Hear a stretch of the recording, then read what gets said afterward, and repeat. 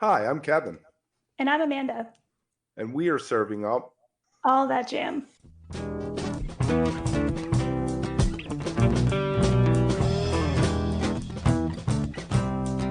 All That Jam, Quick Hit. Cairo Jag on working as a trio.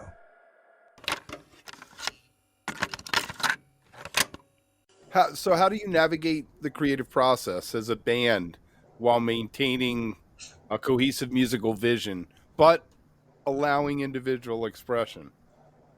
That's kind of we're very all over the place. I mean, Definitely can be. Because it's like are all of us play different instruments aside from our main instrument that we play in this band. Yeah. I've written lyrics. He's written drum parts. I've written guitar parts. Our bass player has, composed things as well. Mm-hmm. In between all of that, and a large amount of the time it's him or I coming up with something, and our bass player is also like adding his own thing into it and kind of like throwing a lot of direction into that as well. He almost like has like a producing like he usually has like whenever he solid input but doesn't provide it a lot, but when it does it's like, okay, you're totally right on that. You know what I mean? It's kind of like he'll just like roll with it until something he doesn't like happens. And he's like, I don't know about that, guys. But would you say you jam or you improvise? Both. Yeah. Is there a difference? Yes, I think so. I would say so too. I would say improvising is a little more direct for a live setting, whereas like jamming, jam, whatever, is like more at the house while we're rehearsing shit and just kind of just flowing through shit, Yeah. Which, I mean, both are kind of one and the same, obviously, but there's like subtle differences, I feel like. It's interesting because, I wonder if that can just be a very subjective thing also. I mean, those words are probably pretty closely aligned in some ways. And when we talk to folks who have like more of a jazz background, I feel like they sometimes have one view on it. They improvise. When they have a jazz background, they definitely improvise. Right, And that's what I love about being able to, talk to people coming from all different places, because your perspective on it's going to be kind of unique to what you do. But, in the end, it all adds up to just a kick-ass show and bringing people to, the energy that you want them to be at, Yeah, definitely. Yeah. Do you feel it's easier to find your place as a trio as opposed to having more people? I know one track you had a organ player on, I believe. Mm-hmm. So do you find it easier to be a trio? Do you think adding more parts complicates the music?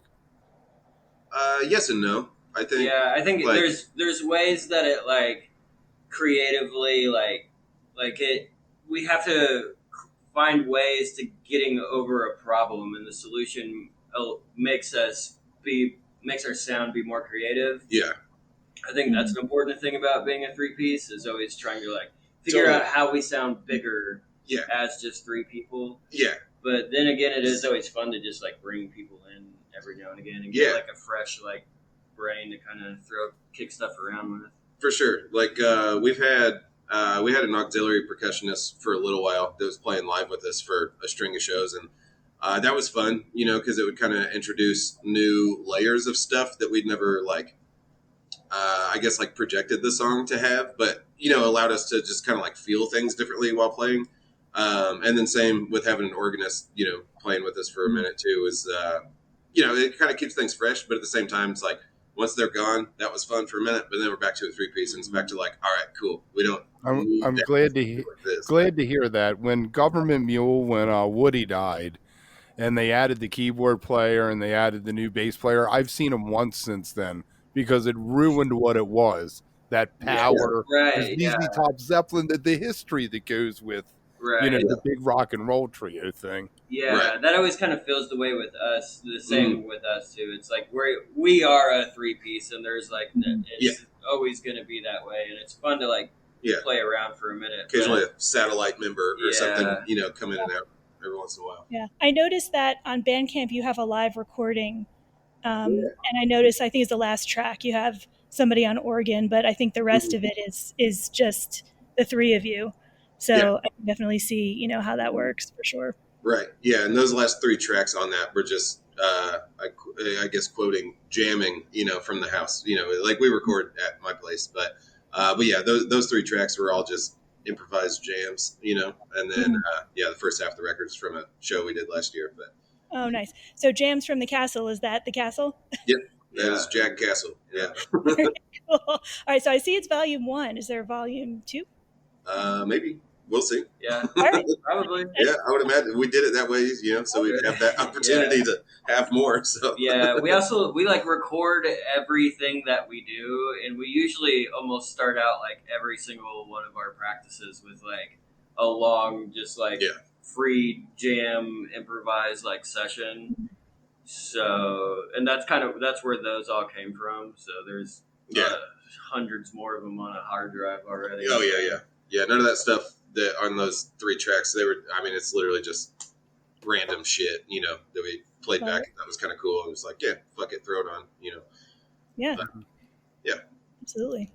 I hear you. So how do you foster a sense of trust and openness and creativity working together? I guess you've worked together so long now, there's but in the beginning, how did you foster that trust and openness? I'd say for me, Nolan and I have been friends for years, like much longer than the band at this point. And we like a lot of the same kind of stuff, a lot of the same kind of just aesthetic to things, So like, I trust him, especially once I start doing the drums and all that stuff for this stuff. It was like, oh, cool. Because we've tried in the past to, play guitar together in bands, and it never really worked. I think I'm a bit of a control freak in a, kind of way. Sometimes a good way, a lot of times a negative way, but it allowed us to not clash on that anymore. And it's like, oh, you're playing drums now? Great. Now it's like, cool. We have a dynamic now, that works. So, I don't know. What's your take on that? I pretty much 100% back. I think there is the fact that like the 3 of us are such good friends that it allows us to like, and we all like trust each other's opinions on things in general, that it's just kind of like a natural, like, I know that Joe's always going to absolutely kick ass, because I also think he's a great fucking musician, and same with Curt, there's just no question to it. Nope. If you are enjoying All That Jam, please like and subscribe to our social media channels at All That Jam Pod on Twitter, Instagram, and Facebook, or visit our website, allthatjampod.com. Make sure to sign up for our email list and tune in every week for new episodes. Also, look for full interviews on our YouTube channel. And remember, stay beautiful, but don't stay underground too long.